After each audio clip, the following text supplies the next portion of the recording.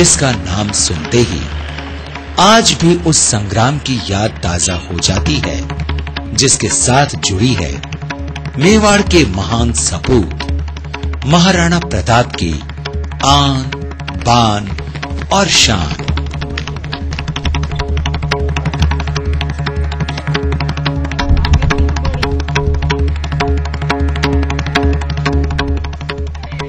शायद खमनोर में स्थित है महाराणा प्रताप स्मारक। अपने पूरे वीरोचित बांकपन के साथ उस महान योद्धा की प्रतिमा जैसे उस विराट व्यक्तित्व को साकार कर रही है। महाराणा प्रताप का राजस्थान ही नहीं बल्कि पूरे भारत के इतिहास में गौरवपूर्ण स्थान है। जब उनके पिता महाराणा उदय सिंह की मृत्यु हुई थी उस समय प्रताप की अवस्था सिर्फ 32 वर्ष की थी। उन्हें अपने पिता के साथ जंगलों, घाटियों और दुर्गम पहाड़ों में रहकर कठोर जीवन जीने का अनुभव था। गद्दी पर बैठते ही महाराणा प्रताप को कई चुनौतियों और कठिनाइयों का सामना करना पड़ा। एक तरफ मेवाड़ एक साधनहीन राज्य था, दूसरी तरफ राजपुताने में मुगलों का प्रभाव और अधिकार लगातार बढ़ रहा था। मार्च 1576 सम्राट अकबर विशाल सेना लेकर अजमेर पहुंचा। मानसिंह को मेवाड़ पर हमले के लिए प्रधान सेनापति नियुक्त किया गया। मानसिंह मुगल सेना के साथ मांडलगढ़ और मोही होते हुए खमनोर पहुंचा। यहीं प्रताप की सेना भी डेरा डाले हुए थी और फिर इसी स्थान पर हुआ वो ऐतिहासिक संग्राम जिसकी कहानियां आज भी देशवासियों के रोंगटे खड़े कर देती हैं।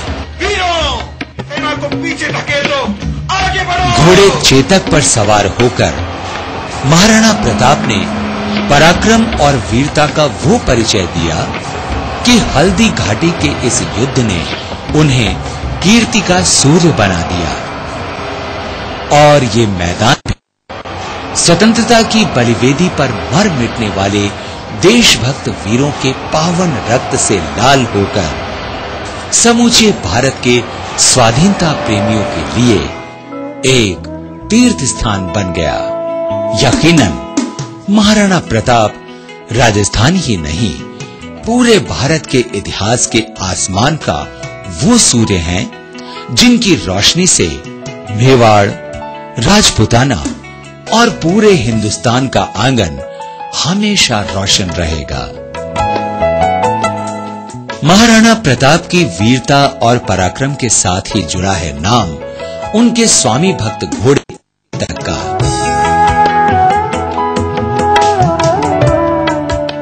हल्दी घाटी के युद्ध में जब महाराणा प्रताप और मानसिंह के बीच सीधा युद्ध चल रहा था उस समय युद्ध भूमि में चेतक एक पांव से घायल हो गया। महाराणा भी चारों तरफ से मुगल सैनिकों से घिर चुके थे। उस संकट की स्थिति में एक पैर से घायल होने के बावजूद चेतक अपने स्वामी को सुरक्षित लेकर चला, लेकिन एक बड़े नाले को लांघने के बाद घायल चेतक भी लड़खड़ाकर गिर पड़ा और हमेशा हमेशा के लिए मर गया। उस स्वामी भक्ति की मिसाल चेतक की स्मृति में बनी है ये समाधि। ये घोड़े की समाधि बाद में पहले ये मंदिर था। महाराणा जंगल में रहा, वो घास की रोटी खाई, उस समय यहाँ पूजा की। यहाँ से आधा किलोमीटर दूर वो नाला 22 फीट में जंप लगाया। जंप लगाने के बाद यहाँ आके दम तोड़ा और 5 किलोमीटर 3 पैरों से आया तो एक पैर वहाँ रगतले में कट गया, तो फिर वो घोड़े का पैर कट गया। तो महाराणा जी को पता नहीं, वो भाई शक्ति सिंह ने पता पड़ा कि आज भाई को मारेगा, तो 2 मुगल उनके पीछे पड़ा, दोनों को मार के फिर माफी मांगी। शक्ति सिंह ने वो नाला कूदने के बाद कहा कि ठहरो, आपके घोड़े का पैर है ही नहीं।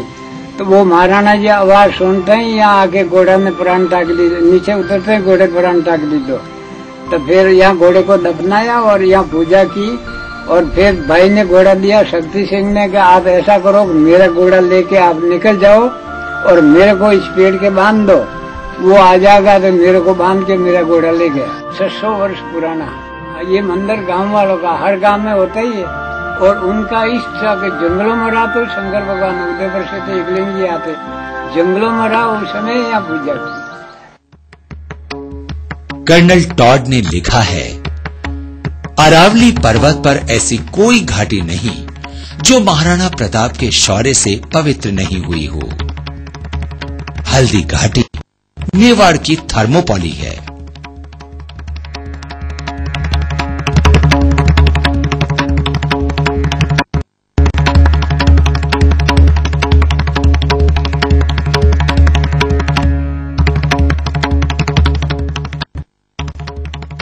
महाराणा प्रताप भले ही आज हमारे बीच नहीं हो, लेकिन उनके पराक्रम और साहस को आज भी इस धरती के आसपास बहती हवा में अनुभव किया जा सकता है।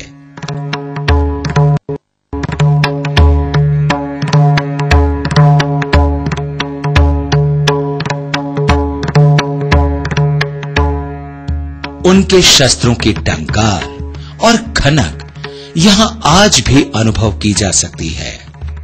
उनके प्रिय घोड़े चेतक के पैरों की टापें यहां आज भी सुनाई देती हैं।